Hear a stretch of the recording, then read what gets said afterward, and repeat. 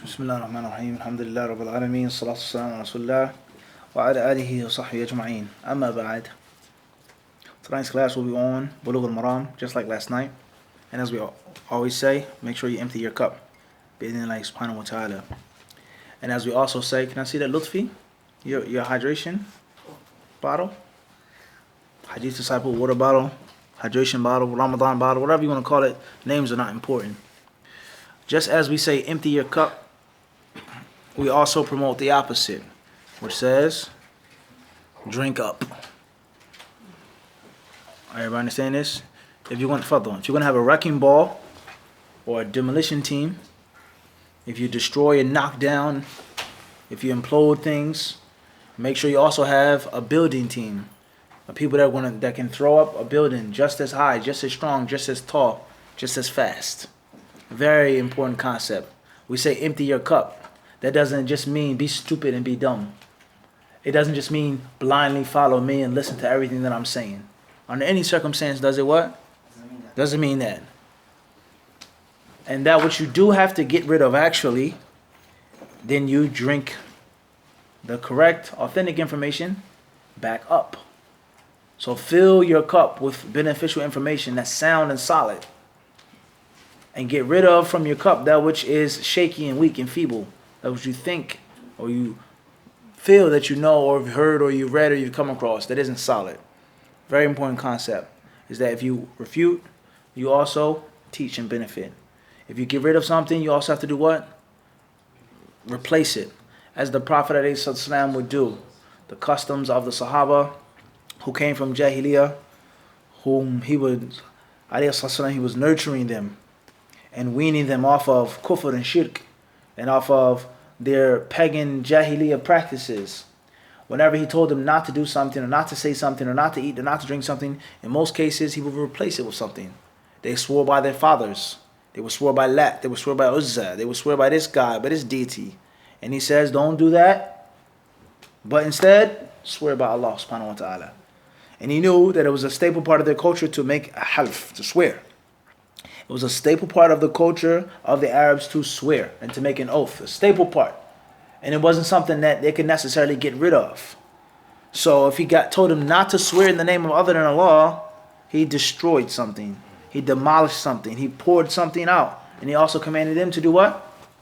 Empty their cups as well. Don't do that. Get rid of that. It's no good in it. You think it's good, but it's no good. And then he poured it anew. And he told them to drink it up, to take from him. لِتَأْخُذُوا عَنِّي مَنَاسِكَكُمْ. Take your rites of pilgrimage from me. Do not make tawaf around the Kaaba naked. Do not let a mushrik make tawaf. Do not say this, do not do that. But make hajj, make umrah like me. Everybody understand this? And there are many other examples in which the Prophet ﷺ told them not to do something and he gave them a alternative that was good and suitable. It's a very important point in Islamic psychology. Crucial, especially for children or anyone that you're talking to. If you wish for them to get rid of something that they've been doing for a very long time, you need to replace that. Everybody understand this? And the common drink that we have today, tea or coffee, why is it so big and important among the Muslims in general, let alone the Muslims in the Middle East, is because they used to drink so much. Khamr was a major part of their society, just like other societies as well. Wine. It's a big thing, a big social drink to sit and get drunk and have a good time. So when wine was abolished, it was totally haram. There was a time in which they didn't have this type of social drink. They had other drinks, but then later on when the Muslims discovered or they became familiar with the uses of tea and coffee, that's why it became such a popular Muslim drink. And we've explained this already before in the 5 minutes of Faidah. Why Arabian coffee is so important to the culture. A guest comes, they give him the coffee in the airport. They give him the coffee with the dates. The tea, the coffee replaced wine. It replaced khamr. And there are many other examples that we can mention in the deen, the aqidah of the Islam, and also just the culture of the people with regards to things that were abolished and things that had to be replaced and put on the shelf. Many of us today, we are just concerned with ruining. We're just concerned with refuting and destroying and getting rid of. Don't do this, don't say that. That's haram, that's a bid'ah, you can't do this, you can't read this, you can't take from this one, you can't take from that one. This is what most of us. And we're not concerned with actually building, nurturing, teaching, and offering the people a suitable replacement. Don't take from Adam al-Albani, for indeed he is kada and kada. Okay? Who do you have that can replace Adam al-Albani and what he does? There are brothers who do classes, but what he does, the classes that he teaches, the things that he has the ability to do, who do you have to replace him? You don't have anyone, nor do you care. It doesn't matter. Just have a void, gaping hole in your deen. It's okay. Allah will send someone eventually. It's not the prophetic way. Khairan, inshallah, subhanahu wa ta'ala. Last night, we mentioned the hadith of Hafsa, radiyallahu ta'ala anha, al-Mu'mineen, when the Messenger of Allah, alayhi salam, is quoted to have said, من لم يبيت الصيام قبل الفجر فلا صيام له. من لم يبيت الصيام قبل الفجر فلا صيام له. رواه الخمسة ومال الترمذي والنسائي إلى ترجيح وقفه. وصحه مرفوعا ابن خزيمة وابن حبان وللدارقطني لا صيام لمن لم يفرده من الليل. Ibn Hajar rahimahullah, al-Hafidh, Shaykh al-Islam, the Amir al-Mu'mineen of Hadith, he said, the next hadith is reported by Hafsa, the mother of the believers. The Prophet ﷺ is quoted to have said, مَنْ لَمْ يُبَيِّتْ, anyone who does not make his niyyah, his intention at night, before Fajr, has no fast. لَا صِيَامَ لَهُ. And we said this hadith is collected by Al-Khamsa. We mentioned the codes of Bulugh-Maram was meant by Al-Arba'a, Al-Khamsa, Al-Jama'a, Al-Sab'a. And he mentioned the discrepancy regarding this hadith, and what the ulama of hadith agree upon or differ regarding this hadith. And some of the great ulama, such as At-Tirmidhi, we said the disciple of Imam al-Bukhari, and Imam al-Nasa'i, rahimahullah, they held the view that this hadith is mawquf, and it is not actually a statement of Muhammad ﷺ, but it was falsely, accidentally attributed to him. In actuality, it's a statement of Hafsa. It's a statement of Hafsa. And other ulama, such as Ibn Khuzaymah, Ibn Hibban, Al-Hafidh al-Darqutni, and others, they say that it's Sahih Marfu as well. Or Ibn Khuzaymah and Ibn Hibban. There's another version that belongs to Darqutni that says, La siyama liman lam yafridhu min al-layl. No fast for those who don't make their intention at night. No fast for those who do not make their intention at night. As a further benefit, other ulama who hold the view that the hadith is Sahih Marfu'an is Imam al-Hakim, Abu Abdullah al-Naysaburi, Ibn Hazm rahimahullah, and others. And from the ulama who held the view that it was mawquf is Imam Ahmad, Imam al-Bukhari, Imam Abu Dawood, and we mentioned Tirmidhi and Nasa'i and others who hold the view that it's mawquf. So it's khilaf among the people of knowledge. A student of hadith who reads and discerns and deduces and extracts, who has the proper qualifications, and was not maghrur, is not someone who is amazed with himself and really duped, thinking that he has it, but someone who actually is properly qualified to read and research. He follows what he feels is to be the strongest view. He follows what he feels to be what is the strongest view. And if you don't have the ability to read and research and study and discern, or you don't have the time, then you take the view and the opinion of the alim that you trust. So if Shaykh al-Albani rahimahullah ta'ala, for example, if he says it's sahih, marfu'an, it's authentic, the Prophet actually said it, and that's who you trust, that's fine. There's nothing wrong with that. There's nothing wrong with that. Imam Ibn Hazm, Ibn Hibban, Ibn Khuzaymah, Daraqutni, these are great ulama. They said it is sahih, marfu', la bas. That's why I trust. I'm a what? I'm a rice grinder. I work in a grocery store. I'm a baker, a shoemaker. I'm not a student of hadith. I go with the scholars that I trust. There's nothing wrong with that. The problem is when the blind follower becomes fanatic and he starts abusing others and forcing others and sticking his opinion and attaching it and glue and lacquer and slapping it on the next man's back. And you have to take the opinion. The hadith is sahih because Albani said it is. The hadith is sahih because this imam, because that imam. That's the mushkila. And that's how we live in 2017. The muqallid becomes a fanatic, a crazed bigot, a staunch bigot. And he begins to abuse others and attack others and force others to his blind following. That's a mushkila. And then it gets even deeper than that when someone starts to extract someone's heart and cut open someone's heart, perform open heart surgery, and attacking someone's niyyah. You don't love the scholars because you take a different view of Sheikh Al-Albani. You think you're more knowledgeable than Sheikh Al-Albani because you differ with Albani. That's sick. And it's something that we live with in 2017 in the dawah field today. Cutting someone's heart open and determining what is their maqsad. How do you know what's in my heart? Are you equal with Allah Azza wa Jal? إِنَّهُ عَلِيمٌ بِذَاتِ الصُّدُورِ. The Quran says Allah knows what is in the hearts and the breasts of men. So you're saying that you know something that Allah does. That's shirk akbar now. Kufr akbar. You're claiming to know the unseen. How do you know what's in a man's heart? What's his intentions? You don't know. So that's very dangerous.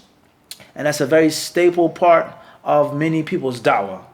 Not a side, no, that's a staple part of many people's call, is to claim what's in the hearts of men and their intentions and what they want and what they feel and what they say. And that's evil, that's vile. So if you are sufficient with taking one view, there's nothing wrong with that. Do not force it upon the next individual. And do not wish to make the next individual stupid. Because taqleed is a means of stupidity. It is not a means of intelligence. Taqleed literally comes from the word or comes from the qilad. Taqleed al-hayawan, taqleed al-bahima. It's to take a string, a bell, rope, and put it around a cow's neck, a donkey's neck, an ass's neck. That's where taqleed comes from. And you guide and you pull it around where you want to. It's not a means of intelligence. So therefore, if that's what you're suffice with, that's fine. But don't what? Force it upon the next individual. Don't disrespect the next individual. For the student of ilm has to follow his ijtihad.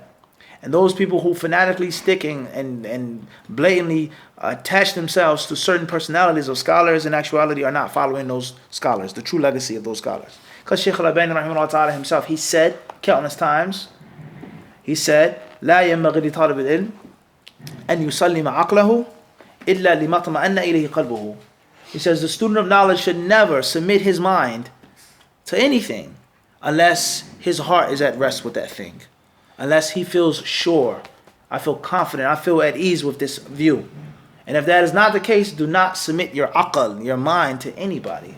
And anyone who's ever read any of the books of Albani, anyone who's listened to the hundreds, if not thousands, of tapes of Albani, Silsilat Huda wa Nur, the long, extensive, exhaustive compilation of lectures of Shaykh Al-Albani when he was in Jordan, and the lectures before he went to Jordan.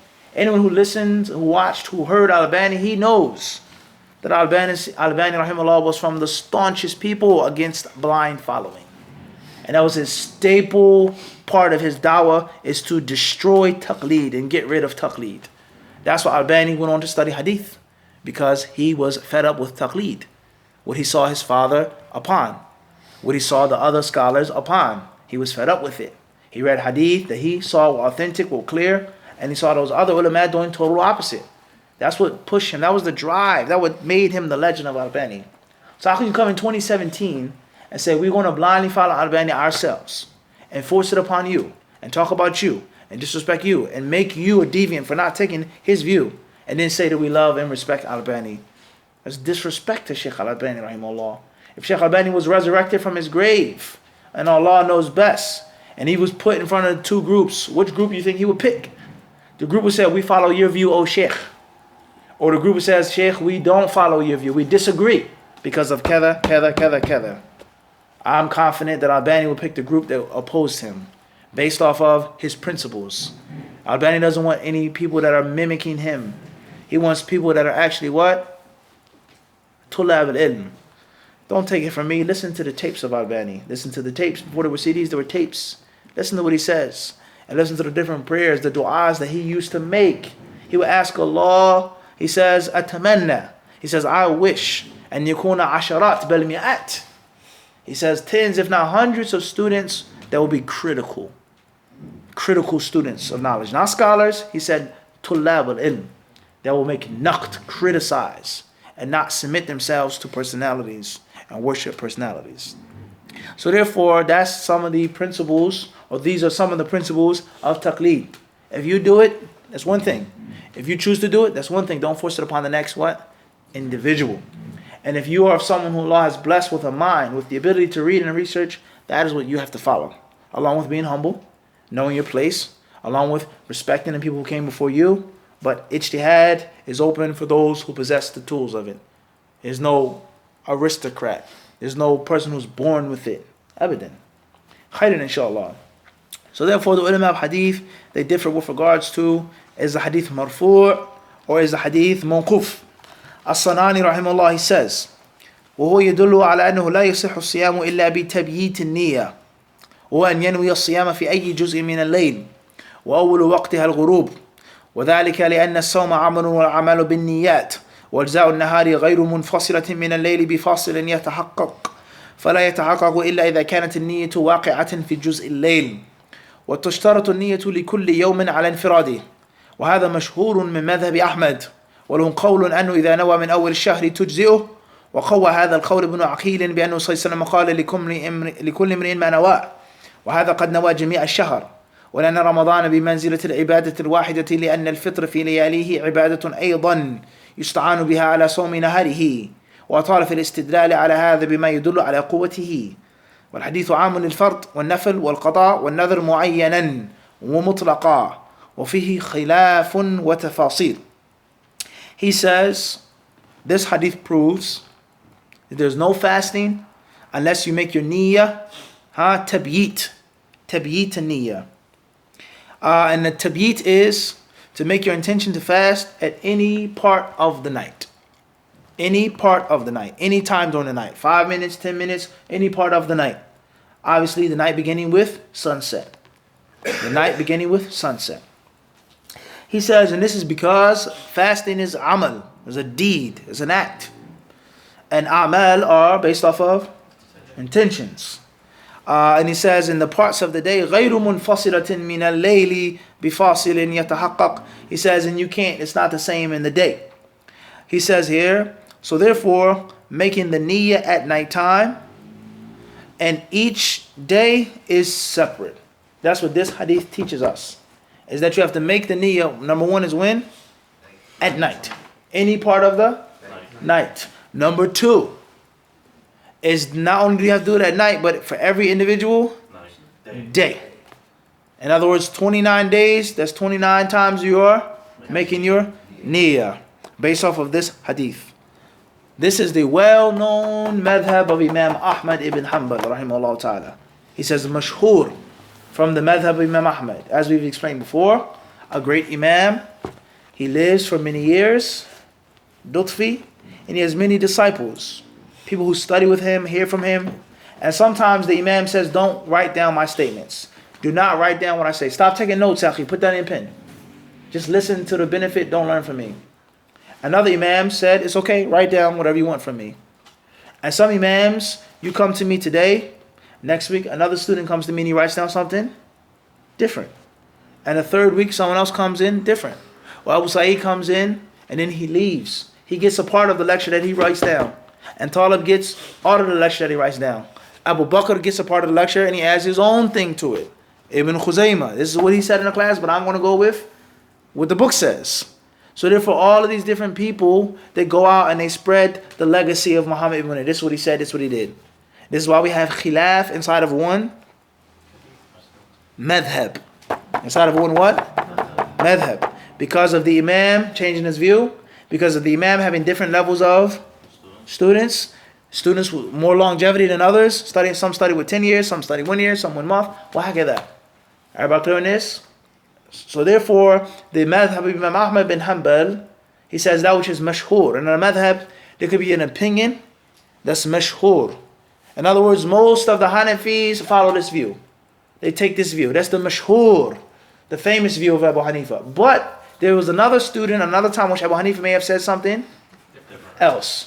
And only a few people took it, or for one reason or another, it didn't reach the critical acclaim as this view. Just like brand names. Like brand names. There are many brand names, things that are of great quality. But for one reason or another, it doesn't reach the popularity of this brand name. Everybody clear on this or not? Everybody understand this? For example, this pocket watch, Elgin. One of the most famous brands of the old antique pocket watches. Elgin. And there were many other companies that were just as good, if not better. Such as Waltham, such as Hamilton, such as Illinois, and the list goes on.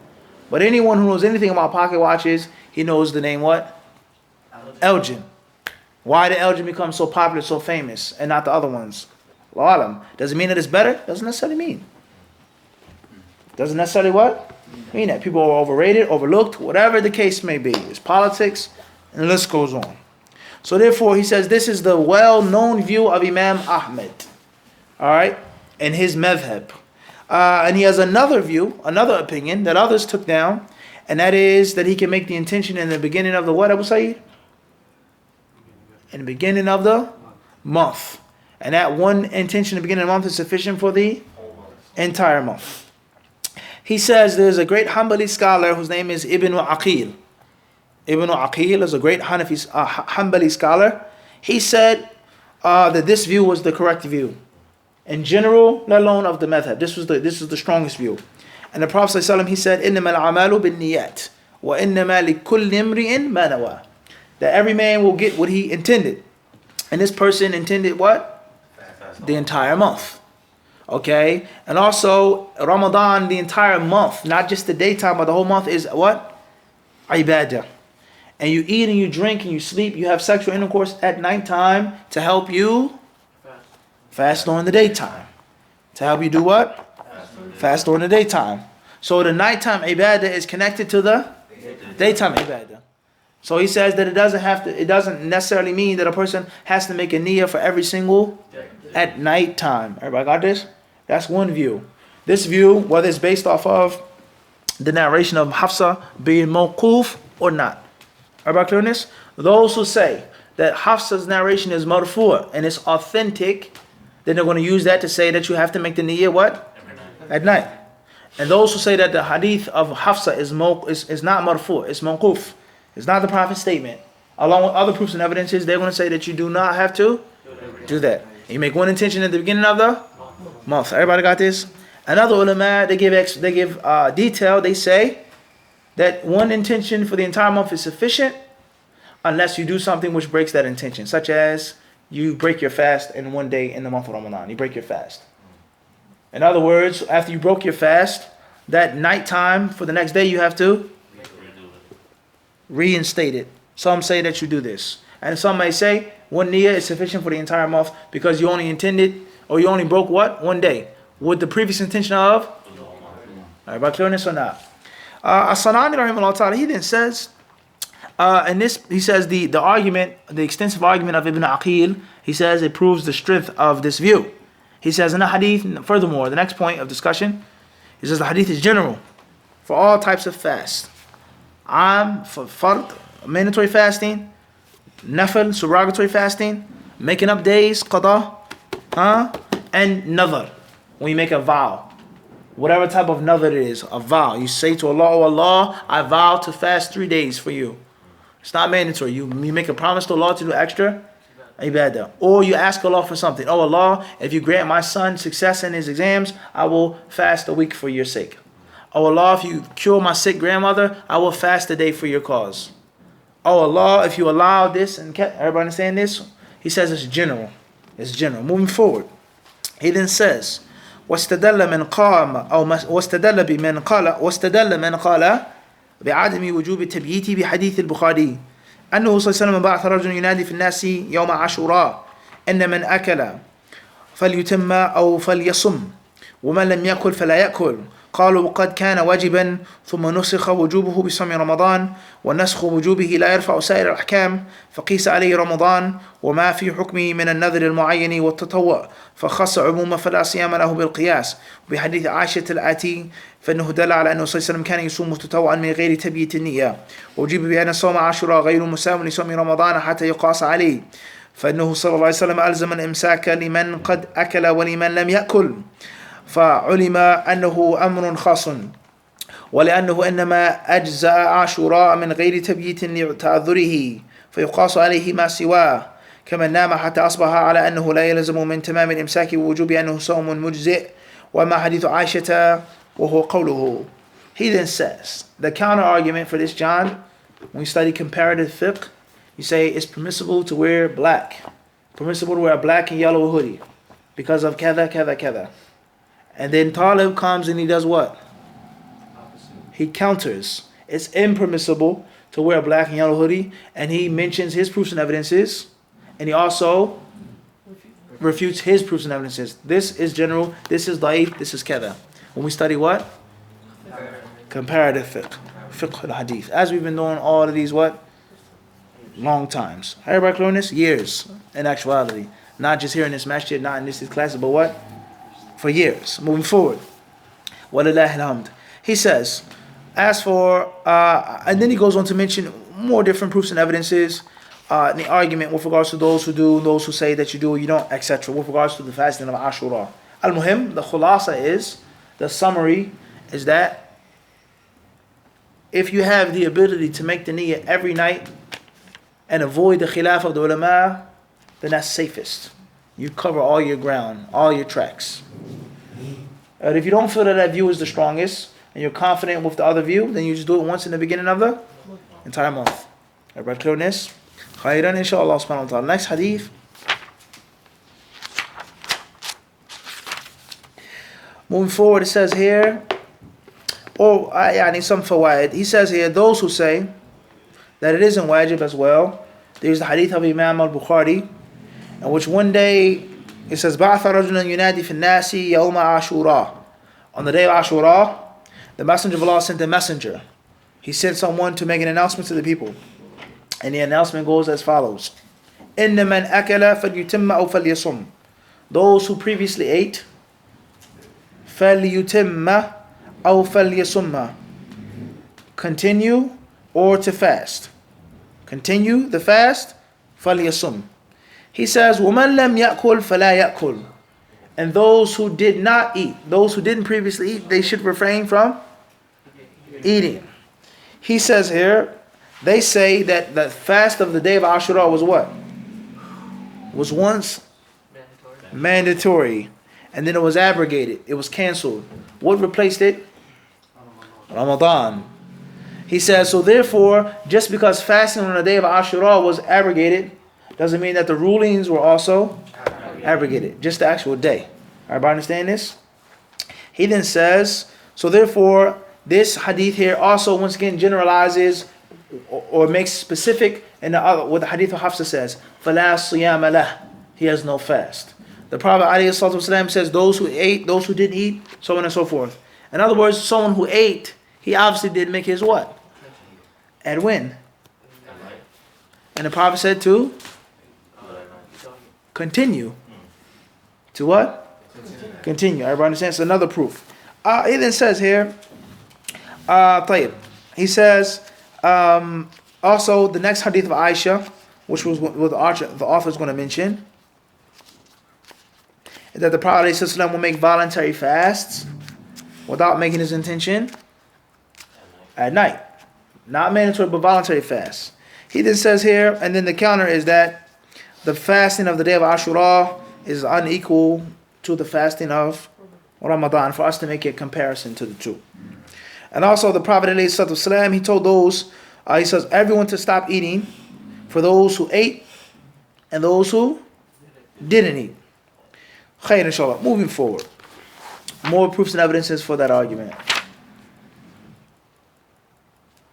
The author rahimahullah ta'ala, he then says, وعن عائشة رضي الله عنها قالت أو أنها قالت دخل علي النبي صلى الله عليه وسلم ذات يوم فقال هل عندكم شيء قلنا لا قال فإني إذن صائم ثم أتانا يوما آخر فقلنا أهدي لنا حيث فقال أرنيه فقال فلقد أصبحت صائما فأكل رواه مسلم.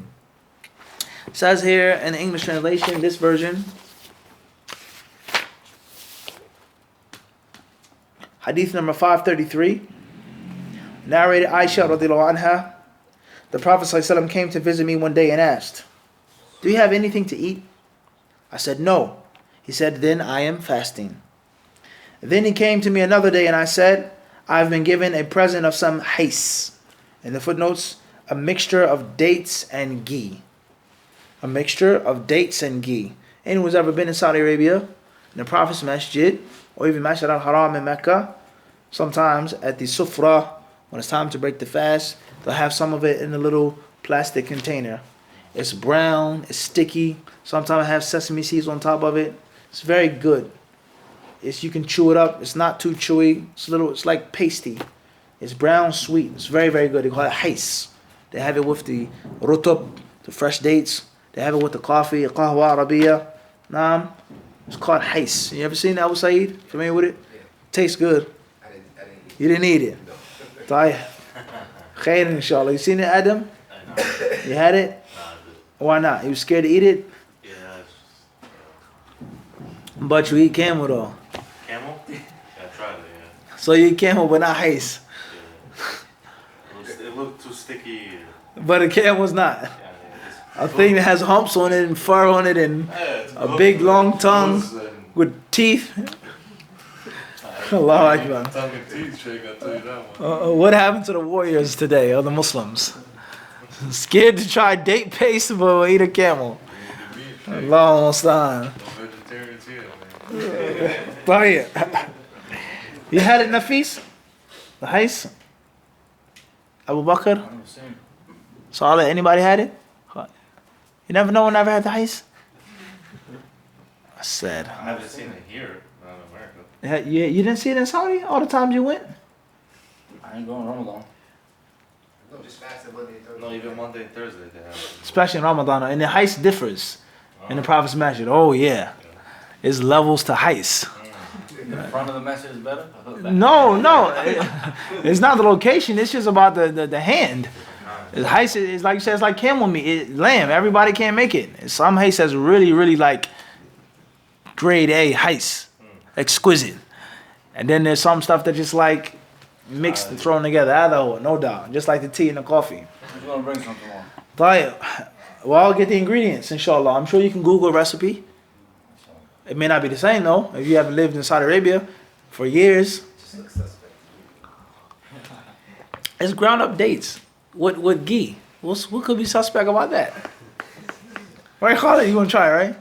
Some people don't like to eat dates. They don't like the look of it. They don't like the... But camel's okay though, huh?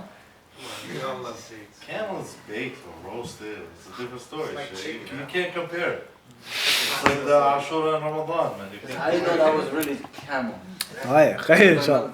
That's what the chef said. It said baked and roasted. Allahu Akbar. It's making me what? Somebody told me they don't sell you beef in Bangladesh. They sell you other meat. They call it... Khair, inshallah. Let's move forward, guys. Back to the dars. Okay, away from hais. It says here, then he came to me another day and I said, I've been given a present of some hais. He said, show it to me, for I had begun the day fasting.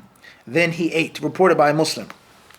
Now, you may ask the question, not a clap, that's not clapping, I'm just like getting my thoughts together. Not saying it's necessarily haram to do a clap either.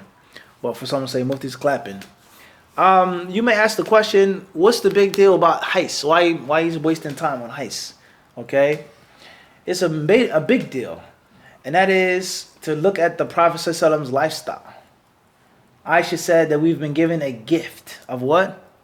Hais. A lamb, a camel, half of a sheep, a leg, a hind leg. Everybody understand this? They were given dates and ghee as a what? Gift. He went to Aisha one day and she had no what? Just stop and think about this. No, the first day he had what? No, nothing. Huh? No. Nothing, so he decided to? Fast. So just think about how the Prophet lived. That was explained in Kitab Zuhd, in the book of heart softening narrations from Mukhtasar Sahih Muslim in Canada. How the Prophet lived. When he had food, he ate it. When he didn't have food, he was... So imagine if I go over your house, Abu Saeed, I say, you got any food? You say, no, I ain't got no food. It's real. I'm not going to fake. I'm not going to hide. I don't have no money. I have no food. That's the Prophet of Allah. It shows that the dunya means what? Nothing to Allah. And if it meant something to Allah, then Allah would have given the best of the dunya to Muhammad. So we should take an example from this. We should take a what? An example from this. Everybody clear on this? Another point that we take from this hadith before we get into the fiqh of fasting is resilience. Salih. Is being resilient and making the best out of every situation. There is no such thing as a bad situation. There's no bad day. No matter what happens, there's good that can be taken from it. No food, so fast. Everybody clear on this? You don't have no internet, no Wi-Fi, Pick up your book. Give your brain a break from a screen. Or how could any other example you can get broke down, you get stuck, you head up in the airport. Have a book with you, read, benefit your soul while they're holding you up, asking you the same questions. It's good to be taken in what? Every situation. That is a major pillar of disciplism. A major pillar of what? Hadith disciple. Is it good to be taken from what? Every situation. You made a sin, you did this, how the Lord decreed on me, it's good to be taken from what? Every situation. And that's what the Prophet ﷺ did. Furthermore, Khalid, it shows us the simplicity of the Prophet ﷺ. He had food, so he ate it. He was a human being, alayhi salatu wasalam. He was not a being of light. He was not from the Malaika. He was not some type of holy divine being. He was a man, a chosen man. But he was an actual what? Man, a human being who ate, who drank, alayhi salatu wasalam. Tayyib? And the hadith also shows the permissibility of taking a gift. Especially if there are no strings attached to that gift. Such as someone giving you a gift to buy you. To turn you into, waliyadu billah, a slave. Everybody understand this? To buy your deen, waliyadu billah. You sell your deen like a whore. They give you money, they give you property, they give you things for you to shut up. Don't say anything. Don't talk. Don't speak against the munkar. And it happens every single day. May Allah help us all. Being given a gift in which there are clear what? Strings attached. Let alone a gift that's actually what, Khalid? A bribe. Waliyadu billah, a bribe. So be careful. As far as if there are no strings attached and it's just a good, pure gift, bismillah, take it. And the Prophet ﷺ was more pious than you. No, wallahi, I won't take it. Wallahi, many cultures. Halaft billah, wallahi, uqsim billah. Wallahi, they swear by Allah 20 times. They won't take the gift. That's not Islam. That's not the Sunnah. That's Arab culture. The Prophet ﷺ, he did what? Accepted the gift. He didn't take sadaqah, but he accepted the hadiyah, as Salman radiallahu ta'ala narrated. Everybody clear on this? So if your brother offers you something, alhamdulillah, you take it. Everybody understands? Unless there's strings attached. There's some brothers who offer you sweets, cakes, plates of food with the intention of what? Setting you up for a major refutation on stage. That's why we say in Arabic, إِنَّ التَّسْمِينَ قَبْلَ الذَّبْحِ. إِنَّ التَّسْمِينَ قَبْلَ الذَّبْحِ. You fatten the sheep before you what? Slaughter it. Another Arab proverb, they say what? Or they say, Al-Yaka wal-Kalam al-Ma'sul. They say, beware of the speech that has honey in it. Yaka wal-Kalam al-Ma'sul. Beware of honey speech. So you start calling you Imam, Sheikh, our Imam, the Imam. Know for sure the knife is coming out. Everybody understand this? Everybody clear on this? Beware of someone who praises you too much. Iyaka wal kalam al ma'sul. Right, moving forward. So the hadith teaches us, once again the author he says, وعن عائشة رضي الله تعالى عنها أنها قالت دخل علينا النبي صلى الله عليه وسلم ذات يوم فقال هل عندكم شيء قلنا لا قال فإني إذا صائم ثم أتانا يوما آخر فقلنا أهدي لنا حيث فقال أرنيه فلقد أصبحت صائما فأكل رواه Muslim. Says narrated Aisha رضي الله عنها, the Prophet ﷺ came to visit me one day. Do you have anything to eat? This part of the hadith shows us Adam as if the Prophet ﷺ was used to living in this type of scenario. Whereas he had to ask Abu Bakr. He had to what? Ask. Everybody clear on this? If you always have food in your house all of the time, I will say you would never what? Ask this question. Never. You would never what? You never ask this question, period. And you only ask this type of question unless it was something that was what? Reoccurring. So this shows us once again how the Prophet ﷺ lived, his zuhd. Everybody clear on this or not? And if the Prophet had willed, he could have got anything to eat, whatever he wanted, but he didn't. So those who said that the Prophet was this, he was a womanizer, he was an oppressor, he was kada, he was greedy. Read this hadith. There's a womanizer, Abu Sa'id, want to not have food and then fast, not complain about it. Honestly, Abu Sa'id, does that make sense? The person who's a womanizer is going to have the best and most luxurious drinks and food and carpets. The Prophet forbade men to sleep on silk, to sit on silk, to ride on silk. Is that the description of a womanizer? By Allah, I ask you, Sufyan. The Romans and the Persians and the Greeks and the Europeans and the other kings that had harems with hundreds of women, Do you think they would lay on the floor and have date palm tree leaves and things like this is the filler for their mattresses? That doesn't make any what? Sense. If you have a harem of women, you want to have the finest thick brocade to sit and lay upon, cushions. Anyone who's ever been to any museum and he sees the remnants, the artifacts of this king and this dynasty. About clearness or not? So that doesn't make any what? That's just pure stupidity to say that. You can call the prophet this, say that, but don't say that. So these people, as we've said before, they don't know English or Arabic. They don't know Kufr or Islam. They don't. They haven't studied Christianity or Islam. They don't. They don't know what they're talking about. And it's said that we have the Muslims who follow behind them like the little ducks and little geese. Follow behind the big duck or the big goose across the street. They just waddle and quack behind them, blindly following the kuffar. Whether they say it directly or indirectly. But they're influenced, they're taught, and they're nurtured by these filthy kuffar that have no aql. We're not talking about the kuffar that do have some aql. We're talking about the malicious, slanderous kuffar that have no aql. The prophet was this, he was that, but he didn't eat. He was wounded, he was sick, he was this, he was that. It doesn't make any sense. So it obviously has to mean something behind him having 9 wives. It's dying with 9 wives. Or if the prophet was a pedophile, why did he only have 1 wife that was so young? And why were the rest of his wives all older? This one was a widow, this one was older than him. Does that make any sense? Abu Said, someone who's convicted for pedophilia in America, and he's caught. In most cases, what is the case with his record? He did it what? Several times until he was caught. And when he comes home and he doesn't rectify himself, he does it again. Or she, women as well. Most people just think men. Women molest people as well. So it doesn't, if a person is infatuated with young people, then why would they just have what? Have you thought about that, Khalid? When you start saying that, the Prophet was, did they think about that? And most importantly, the Muslims who are afraid and scared and weak and intimidated, did they think about that response? And not too many people, I don't know of anybody who's mentioned the defense of the Prophet who mentioned that point. Why did the Prophet only have what? One. Everybody says, let alone the fact was Aisha radiallahu anha, was she taken? Was she molested? Was she raped? Or was her father and her mother fully aware of what happened? And they gave their daughter to the Prophet in full consent as husband and wife, marriage, hukuk, rights. Or did the Prophet take her and do something with her? Everybody understand this? In school, someone molests a child, waliyadhu billah, against the child's will. They manipulate the child, waliyadhu billah.